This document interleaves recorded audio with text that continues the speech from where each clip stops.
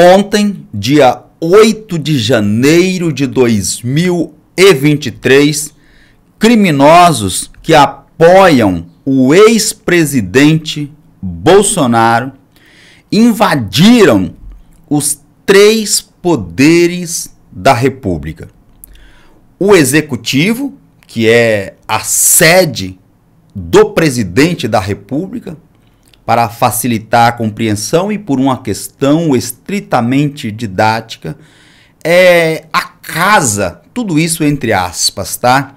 Do presidente da República. O Legislativo, que é onde são criadas as leis, especificamente o Senado Federal, Congresso Nacional, portanto, foi invadido ontem, e o Judiciário, aqui representado pela sede, pelo Palácio do Supremo Tribunal Federal. Esses três poderes, no dia 8 de janeiro de 2023, foram invadidos e depredados, destruídos pelos criminosos. Lembre-se que quem irá arcar com esse ônus, ou seja, quem irá pagar somos nós, povo brasileiro. Dito isto, dentre uma das consequências que advieram desse ato desses criminosos foi o afastamento do governador do Distrito Federal. Ibanez Rocha foi afastado inicialmente pelo prazo de 90 dias pelo ministro do Supremo Tribunal Federal, Alexandre de Moraes. Sobre esse ponto específico, vamos fazer algumas observações jurídicas. Eu acho que o direito constitucional deveria ser ensinado nas escolas, ou seja, no ensino básico, ensino fundamental, ensino médio, para evitarmos algumas incompreensões. Dito isto, vem aqui para a tela do meu computador. Aparece na tela do seu dispositivo a Constituição da República Federativa do Brasil de 1988. Vocês sabiam que o nome do Brasil é esse? República Federativa do Brasil? Esse é o nome jurídico do nosso país. Pois bem, aqui na nossa Constituição, vamos ao artigo direto, tá? Ao artigo 105 da Constituição Federal, que não precisa muito esforço para sabermos que trata da competência do Superior Tribunal de Justiça, o STJ. O legislador constituinte de 1988 disse que compete ao Superior Tribunal de Justiça processar e julgar, olha o verbo, originariamente, preste atenção, pelos crimes comuns. Eu li a decisão do ministro Alexandre de Moraes e desde o início da nossa apresentação vou me dirigir à Sua Excelência de forma respeitosa, aliás, como tem que ser feito, mas pedindo a compreensão do ministro para discordar da sua decisão.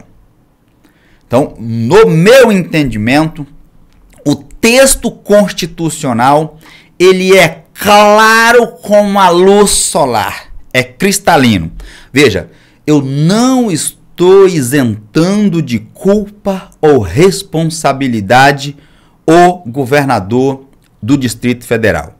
No meu entendimento, há responsabilidades a serem imputadas ao governador do DF. Entretanto, o que eu quero tentar explicar é que, com base na competência estabelecida pela nossa Constituição, houve aqui um equívoco na decisão do ministro do Supremo Tribunal Federal. Porque, veja, o texto constitucional diz que cabe ao Superior Tribunal de Justiça, o texto constitucional diz que cabe ao STJ processar e julgar nos crimes comuns. E, no meu entendimento, houve sim crimes a serem imputados ao governador. Dito isto, vamos em frente. Processar e julgar nos crimes comuns os governadores dos estados e do Distrito Federal.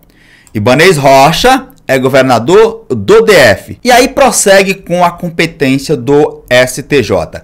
Antes de concluirmos essa explicação, nós vimos aqui a competência do Superior Tribunal de Justiça. Vamos agora à competência, portanto, do STF. Perfeito? Para ficar ainda mais compreensível a nossa explicação. O artigo 105, ele trata da competência do STJ. Já o artigo 102 da nossa Constituição trata da competência do Supremo Tribunal Federal. O ministro Alexandre de Moraes, ele é do STF, do Supremo Tribunal Federal. Portanto, diz o texto constitucional do artigo 102 da nossa Constituição, compete ao Supremo Tribunal Federal principalmente, né? O ponto mais principal, a competência principal aqui do STF é a guarda da nossa Constituição, cabendo-lhe processar e julgar originariamente, vamos lá, ação direta de inconstitucionalidade, as infrações penais comuns, né, do presidente da República e o vice-presidente. Então, nas ações comuns, compete ao Supremo Tribunal Federal julgar o presidente, o vice-presidente, membros do Congresso Nacional e seus próprios ministros e o Procurador-Geral da República. Então, se um deputado, se um senador cometeu um crime comum, se o presidente da República, se o vice-presidente, o Procurador-Geral da República cometeu um crime comum, isso sim, compete ao Supremo Tribunal Federal. E aí vai, veja, no caso, julgar habeas corpus, julgar os ministros, os comandantes da Marinha, Exército e Aeronáutica, julgar os membros dos tribunais superiores. Como assim, Walter? Se um ministro do STJ cometer um crime comum, vai ser julgado pelo Supremo Tribunal Federal. Um habeas corpus em que é paciente qualquer das pessoas referidas naqueles anteriormente lá. Então, um habeas corpus impetrado em favor de um membro do Congresso Nacional. A competência é do STF. Litígio entre os estados, tem 2 estados brigando aqui, compete ao Supremo Tribunal Federal. E aí vai. Percebam, se vocês ler com calma, não encontrará no rol taxativo aqui do Supremo Tribunal Federal o governador de estado. Pelo que eu li da decisão do ministro Alexandre de Moraes, esse pedido foi feito pela AGU. E lá aponta também os crimes de responsabilidades. Nos crimes comuns, ou seja, um crime comum praticado pelo governador, compete ao STJ julgá-lo criminalmente. No crime de responsabilidade, que ensejaria, por exemplo, no impeachment, a competência seria da Câmara Legislativa do Distrito Federal. Pode ser que alguém mais atento aí diga, ele disse Câmara Legislativa? Sim, porque lá no DF não é Assembleia Legislativa, tá? É como se fosse a junção de um estado e um município na mesma coisa jurídica. Portanto, no DF chama-se Câmara Legislativa do Distrito Federal. A competência, portanto, de julgar sobre o crime de responsabilidade seria dos integrantes da Câmara Legislativa do DF. Então, crime comum, STJ. Nos crimes de responsabilidade, Câmara Legislativa do Distrito Federal.